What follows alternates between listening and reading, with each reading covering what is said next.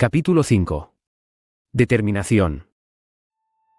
A pesar del duro golpe que sufrió el ejército droide al perder su escudo, y tras la captura de su oficial al mando por parte del general Obi-Wan Kenobi, muchos sectores de Christophsis aún tenían una fuerte presencia separatista. Muchos no sabían cómo funcionaban las cadenas de mando del ejército droide, incluyendo Kenobi, quien no podía entender el por qué los droids seguían activos a pesar de haber capturado al general enemigo, y destruido la nave Lucreul que orbitaba sobre el planeta. Por supuesto, esta era la primera vez que se usaban los B-1, quienes tenían autonomía y podían seguir operando a pesar de todas esas pérdidas. Además, tampoco conocían de la existencia de un nuevo modelo de droide, el droide táctico Serie T, cuyas funciones aún no eran conocidas del todo para las fuerzas de la República. Entre ellas, la capacidad de destituir a sus superiores y asumir el mando de las fuerzas droide. Este fue uno de esos casos. General Pablo Gil. Me alegra mucho verlo. En un punto del centro de la ciudad, un cuartel improvisado se había montado, para funcionar como centro de operaciones de la República, donde los general Kenobi y Pablo se reunieron para organizar el ataque. El placer es todo mío, General Kenobi. Escuché que ahora tiene un nuevo aprendiz. Diría que es toda una sorpresa, pero ya por hoy he tenido suficientes. Me enteré que a su antiguo padawan, el General Skywalker, le habían asignado una nueva aprendiz. Fue toda una sorpresa, la verdad. Pensaba que aún no estaba listo. Eso, mi amigo, es algo que ni yo sé con certeza. Dijo con una risa burlona. Bueno, volvamos a lo importante. ¿Qué está ocurriendo al frente? Dijo mientras se acercaban a la mesa del holomapa. Mis fuerzas de la 212 establecieron un perímetro a lo largo de los sectores 2, 3 y 4. Sus tropas de la 194 están presionando por el este.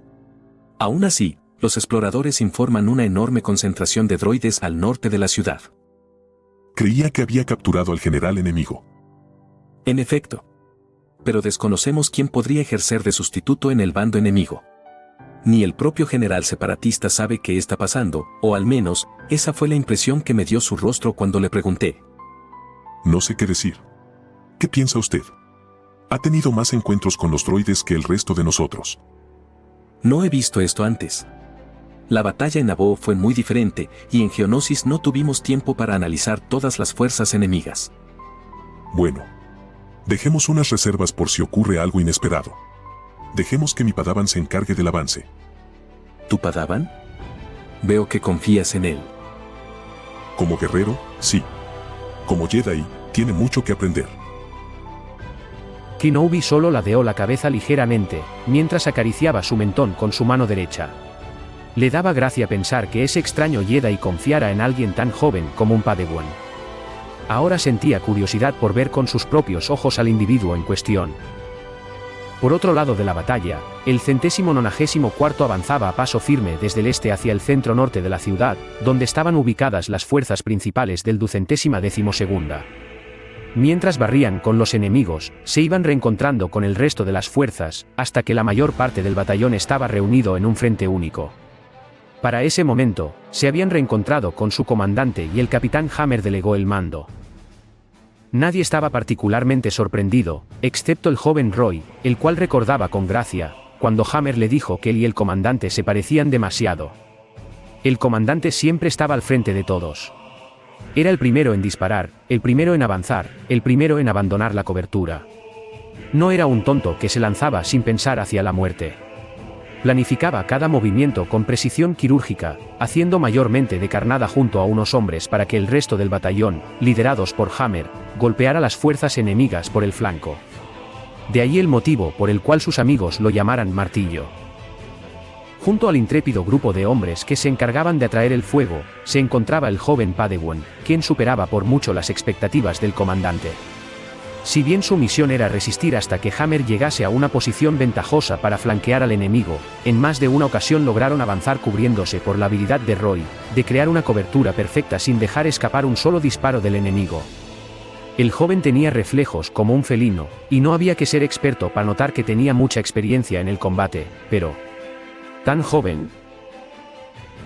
Según los planes del comandante, deberían reunirse con el centro de mando de la 212 en unas 6 horas, pero no esperaban hacerlo en apenas 3. En el frente del 212 se encontraba un comandante muy impresionante, dirigiendo el avance de las fuerzas aliadas. Un comandante clon que, hacía no mucho, adoptó el nombre de Cody. Comandante. No esperamos su llegada tan pronto. Pero me alegra verlo aquí. Comandante Cody, también es bueno verlo. Mis fuerzas están listas para apoyar el ataque. ¿Sabe algo de la posición enemiga? Según la información que nos brindaron los generales Pablo y Kenobi, los droids se están reagrupando en la zona norte. Debemos atravesar sus defensas y capturar a quien quiera que esté al mando. Es extraño. ¿A usted también le llama la atención? ¿Qué tiene en mente? Es muy extraño que se reagrupen tan pronto. Coincido. Si de verdad quisieran escapar, lo mejor era mantenerse divididos. Algo más está ocurriendo aquí. Esto no me gusta. Los clones se dieron vuelta a ver al joven humano, quien tenía la mirada perdida hacia el norte, como si pudiese presenciar algo. Por supuesto, aquellos del 212 presentes no tenían idea de quién se trataba, pero antes que Cody pudiese preguntar, un mensaje entrante llamó por su comunicador. Waxer. ¿Qué ocurre? Le preguntó al clon que se proyectaba en forma de una silueta azul. Comandante, tenemos un problema. Hemos perdido contacto con la avanzada. Extraño. No se habían adentrado demasiado. Contacten con los generales en el puesto de mando. Debemos saber qué está ocurriendo. Apenas esperaron unos segundos, cuando la voz de un clon heló la sangre de todos. Comandante, no podemos contactar con el centro de mando. Todos los oficiales que estaban presentes, escucharon con pesar las palabras del clon de comunicaciones. Algo malo estaba por suceder, y eso podían presentirlo sin importar qué tanta experiencia tuvieran en batalla. Incluso el joven Roy se dio la vuelta saliendo de sus pensamientos para ver con preocupación. Entonces, como el anuncio de un presagio, el grito de otro clon se escuchó desde la distancia. Droides. Todos alzaron la vista para ver con horror cómo una columna de droids avanzaba hacia sus posiciones.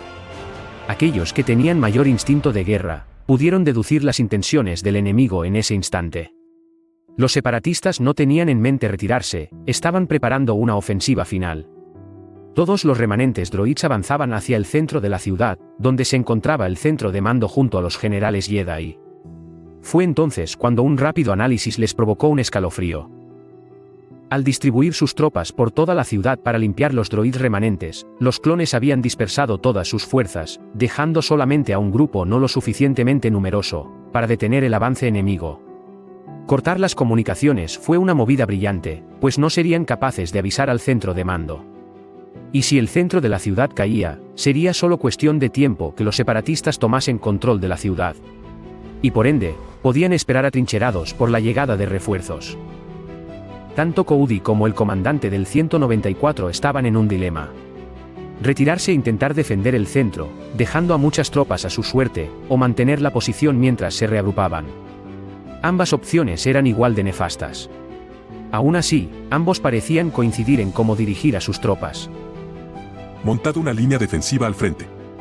Reunid a todas las tropas. Llamad a las fuerzas rezagadas. Resistiremos hasta que todos estén reunidos.